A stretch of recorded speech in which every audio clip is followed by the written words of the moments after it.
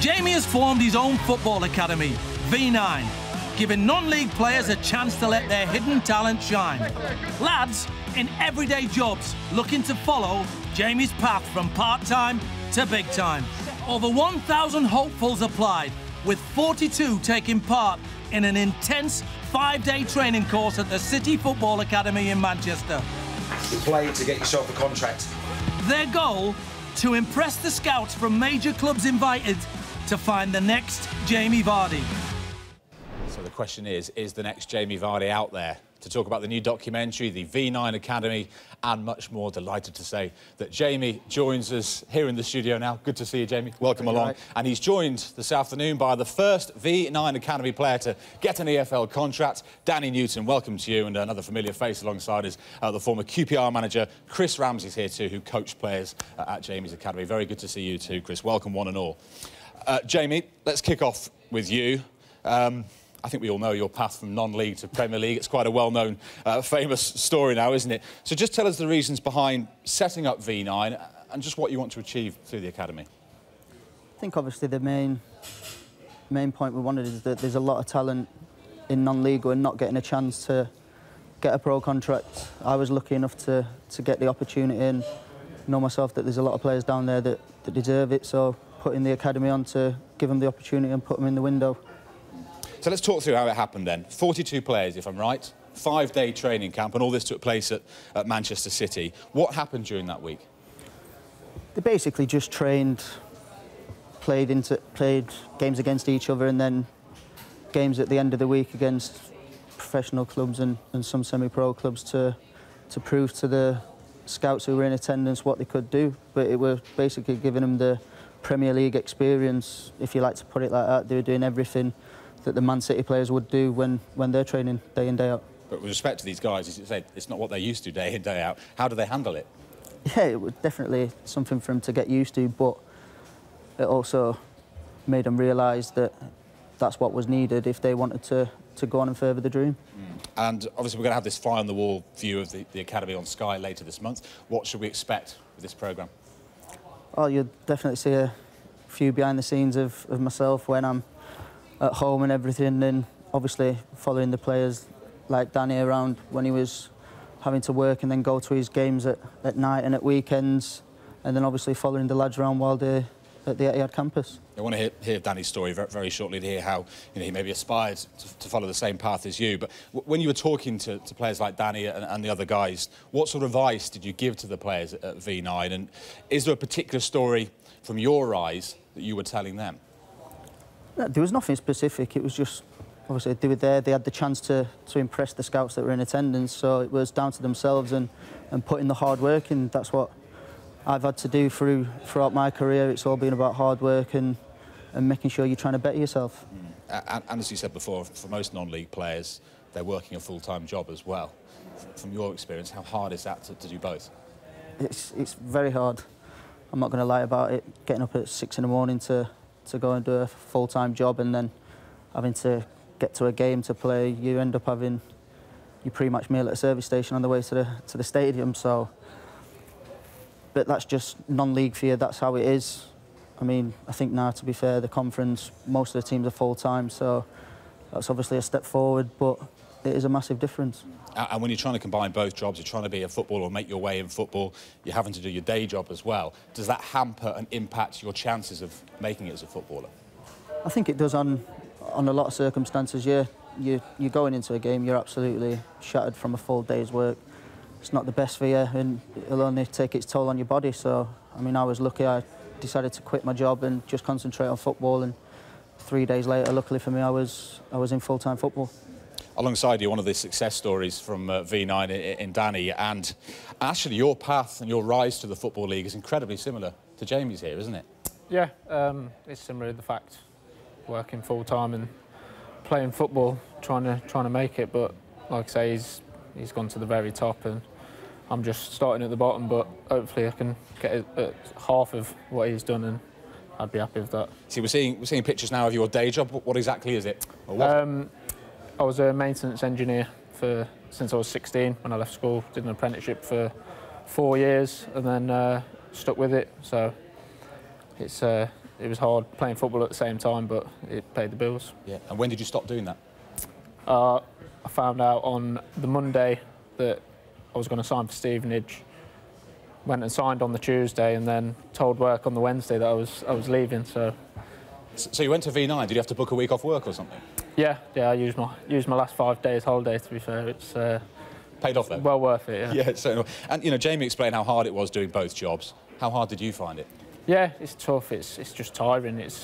You feel like you're constantly tired and you don't get enough sleep, but it's something you've got to do. You enjoy and love football, so to do it at the same time, it's just classed as a hobby, really. But like I say, it's nice to finally be pro. And talk to us through the experience of that week in the academy at V9 and working alongside Jamie and Chris and others. Yeah, it was first-hand experience. It was amazing. The Etihad campus, the training, the coaches, everything was brilliant. How it was set up. It was a tough week, but it was the first. I'm not used to full-time football at the time. I found it quite hard the first couple of days, but I got through it and geared us up for the Friday in front of the agents and the other teams. So. But when so much is resting on it, you know, this is your chance to put yourself in the shop window to possibly earn a Football League career. That's some pressure to deal with, isn't it? Yeah. I think a lot of lads felt the nerves and stuff, but we were reassured, and we had psychologists in through the week and everything. We had everything there for us to do the best we could. And it seems to be working. He's obviously got an eye for a player, Jamie, and the coaching team there, because you say you signed for Stevenage, 3 goals in 5 games. How have you found the step up then? Yeah, Football League player? It's been tough. It took me through pre-season. It took me a few weeks to get used to it. I'm not going to lie. I think the manager was scratching his head, but something finally clicked and seemed to have took off, and I'm doing well so far, so hopefully it continues. And so what, next step, Premier League winner, England International, Champions League, yeah? I'll take half of that, yeah, it'd be nice. I guess, Jamie, though, Danny and his story in recent months, it's been a whirlwind for him, proves the benefit of the academy, doesn't it? Proves it works. Yeah, it definitely proves it works, and even the lads who didn't get signed up, who knows, they might be late bloomers who come back another time and they get their chance then. You talk about late bloomers. I mean, you've got some of the guys there who've been released by academies, others who'd had some taste of professional football and it hadn't worked out. From your experiences, just how difficult is it to stay motivated in that situation, maybe when doors have been closed in your face? It is hard. I mean, for me personally, it was heartbreaking getting released as a kid, and obviously having to work your way back up.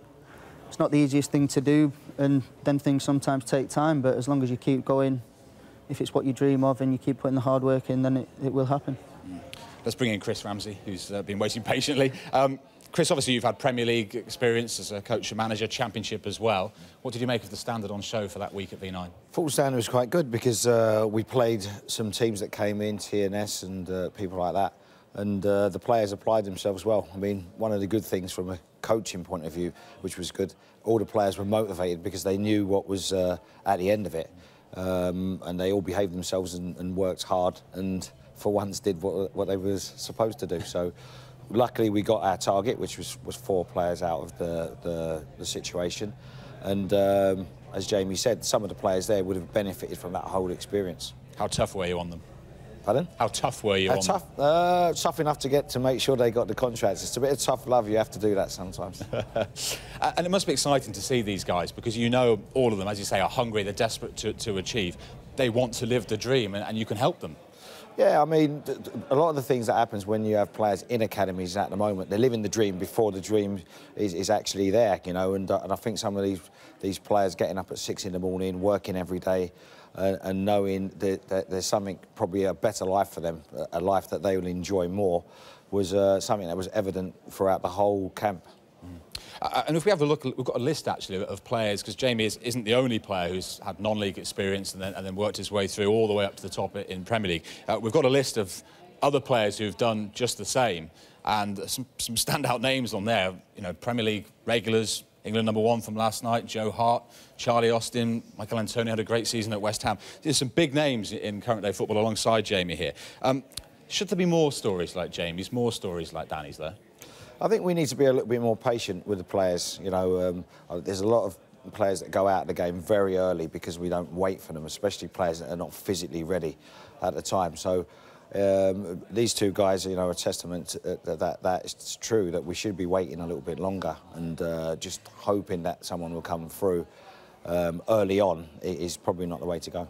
And with the help of academies like Jamie's, do you think we can see a time when actually Jamie's story isn't quite so unique? Yeah, I mean, you know, to be honest with you, I mean, it's going to be a unique story regardless. But I do believe that there are players out there that get overlooked. Timing is very important in environment. You know, we created the environment that players could be showcased, and fortunately for us, they came through. And it's not just a gimmick because he's scored 3 goals already this season. Yeah, he's had a really good start, hasn't he? And what would you like to see in terms of the top clubs? How would you like to see them maybe change their recruiting policy so they are looking further down the divisions and into non-league? We'll probably have a broader base. Probably have some non-league clubs that are more affiliated with big clubs, which allows more time for players to develop. You know, I think that might be the way to go. Jamie, we've looked at how far you've come in your career. To what extent were you shaped, do you think, by your experiences at Stocksbridge and then Halifax and then, of course, Fleetwood? They definitely toughened me up. I think it's a bit no holds barred in the non-league tackles that are probably a red card allowed. So definitely toughened me up to come up against stronger defenders. I mean, it's pinch yourself stuff, really, isn't it? Can you quite believe what's happened? No, not all, especially with that goal. I can't even remember why my celebration was like that. I think it was a bit of emotions and listening to the Man U fans shouting Ruud van Nistelrooy all game that made me overreact slightly. Fully understandable, fully understandable. I mean, Chris, Jamie's story, it's the stuff of dreams, as we said, really, isn't it? But do you think this academy can find someone else or others with that ability? Yeah, I mean, John Morris has put it together with Jamie, and I think that the scouting and the recruitment of the players that were able to take the challenge on was very good. And I think in the years to come, if it carries on in the same format, I think we'll get a better standard of player and players more able to go back into league football or play at a high level in non-league. So I think it's a thing of dreams. If you're not inspired by it, then there's something wrong with you. And speaking of an inspiration, Danny, if we come to you, how much of an inspiration has that guy to your right been in recent months? Yeah, well, I'm sitting here on Sky Sports News when I'm usually watching it, but it's massive inspiration. I can't thank him enough for giving me the opportunity and putting the academy together. It's just obviously changed my life. I'm now playing football every day and doing something I love and going home and chilling out instead of going to work. But it's massive. And you were one of the first players to join V9, I believe, and you signed your contract, didn't you, at the King Power, Jamie's home ground with Leicester. Yeah. What was that experience like? Yeah, I'm actually from Leicester. I've lived in Leicester all my life, so it was only 2 minutes down the road. But yeah, it's to go around the ground and get everything signed. Obviously, meet him in person. I opened my eyes a bit, but yeah, it was nice. Yeah, we're watching it now, but you didn't need the tour so much as others. Have you been to Leicester a few times? No, I've not, to be fair. I don't support them. So. Oh, OK, just from there, right. Get that in quickly. And, I mean, Jamie, I wonder whether the reaction to being at Leicester, did that remind you of how you felt making that move from Fleetwood when you saw Danny and others and what it felt like for them to be at the King Power that day, to have that experience? Did it take you back? Yeah, it did, definitely. Obviously, that was one of the first things when I signed for Leicester, what I got showed around the stadium and then to the training facilities, and I think it shows them what they can be playing in front of instead of, I mean, I used to play in front of 160, 200 fans back in the day at Stocksbridge, to then going and playing in front of 33,000 Leicester fans, all die-hard fans, keeping you going, screaming all game. It just shows you what can happen, and you definitely want to be a part of that. And the transition from non-league striker to Premier League striker, I mean, I can imagine if the nerves and stuff get to you, a chance you would normally bury in non-league that you're fluffing, putting it over the bar in the Premier League. How do you deal and adapt with the bigger stage that you're on? I think you just have to keep doing what's always come natural to you. If a certain way you scoring goals is not working at the moment, you just carry on doing exactly the same, and it will turn around. And as soon as that one hits the back of the net, that's when they'll all start flowing. And hopefully they'll be flowing come the summer in Russia, assuming when England get there. I mean, Premier League title, but then England international. Will playing at the World Cup be the absolute icing on the cake for you in your career? Yeah, I think it would, but I know that's down to me as well. I've got to make sure I'm performing week in, week out to even have a chance of getting on the plane. So first and foremost, it's me concentrating on club football and seeing where that takes me. How much do you enjoy playing for your country? No, it's unbelievable. I think every footballer will tell you that's the pinnacle, to play for your country and go out and play for the nation. But again, that must be another thing, you know. We talked about the dream that you've lived in the last few years, going to Premier League winner, Champions League quarter-finalist, but then to actually running out for your country at Wembley, it's the stuff of schoolboy dreams, isn't it? Yeah, it is. And like I said, it's the top thing that every footballer wants to do. They want to play for the country, and to be able to have that opportunity to do it, and obviously scoring for your country as well, it's a massive honour. And do you have dreams, or have you had dreams as a lad of, I don't know, scoring goals at World Cups, scoring the winning goal in a World Cup final? Have you had that sort of dream before? I don't think so, no, but who knows what can happen. Now, we know you've got your scouts on the search for new players for the V9 Academy. What are the plans for next time around? Well, we're going to have a quick talk about it, have a look around. Obviously, we're going to have a look, see if anyone wants to come and invest in it who's got the same ideas as us, wanting to get non-league lads into pro clubs, because there is plenty of talent out there. But I think we're also going to look at as well, obviously it's all about second chances, so lads who've been rejected from pro clubs, and see if we can get them on board as well. And Danny, alongside you, what would your message be to other non-league players who might get their chance to V9? Just reiterating what Jamie said, you've just got to keep working hard and never give up on that chance. Like I say, I was 26, I'm now a professional footballer. Don't ever give up.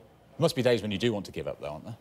At football? Well, no, yeah, if it's not happening for you, as you say, it was mid-20s before it happened for you. There must be times like I say, you start thinking it's slipping away, but obviously V9's gave me that new lease of life, and fortunately for me, I'm now playing football for a living. And Chris, if there are non-league players out there watching this now, what would your message be to them? How big an opportunity could this be if they get picked up? What I would say is what you've got to realise, that there are young, overpaid professionals that you can take their place. That's what I would be saying to people. There's always an opportunity where people haven't realised how great being a professional footballer is. And if you're a non-league player now, there's people you can catch. And this situation will give you that opportunity. And Jamie, just finally, for the season ahead for you, I just wonder how you're going to beat it after what happened 2 years ago with the title. Champions League and the dream run last season. I mean, how do you ever match those sorts of heights this season? You've just got to keep working hard. Obviously, want to win more trophies if possible, so it's all down to hard work, and we'll see where it takes us. Yeah, I mean, 3 eventful years in the Premier League now. How high can Leicester look, do you feel? We've got to keep looking as high as possible. We know that we can beat anyone on any game day if we're at our best, so it's all about hard work, making sure we're playing at our best as much as possible and seeing how high we can get. And the small matter this weekend of Chelsea, and I guess N'Golo, you'll see him again, and Danny Drinkwater, who's not been away for too long. Are you looking forward to that? Yeah, it'd be good to see him again, but obviously, come kick-off time, they're enemies. Oof. I wonder how he'll feel about that. That's pretty harsh, that, Jamie. He's only been gone a few days. That's reality of football. That's how it is. As soon as the full-time whistle goes, it'll be back to talking again. Yeah, good stuff. And just a final thought then about the Academy. The first episode of The Next Jamie Vardy airs on September the 16th. It's on Sky 1. How much did you enjoy making the show? Yeah, it was good. Really good. Obviously, they had to come into my private life a bit as well, which I weren't really used to, but gave an insight into obviously what I do when I'm actually at home trying to chill. And then obviously getting to follow the lads around and everything. So it's definitely good, and can't wait to watch them all. Great stuff. Well, we're looking forward to watching them as well. Thank you very much indeed for coming in. Great to meet you, Danny. All the best for your season. And Chris, really good to see you as ever. Thanks very much indeed to all 3 of you for your time. You can see much more then from Jamie in the documentary, The Next Jamie Vardy. It airs on Sky 1 starting Saturday, September the 16th, looking at the first year of the V9 Academy, as we've been discussing with the guys. More on Jamie's and Danny's stories too, plus other players hoping to emulate Jamie's success. We really look forward to that.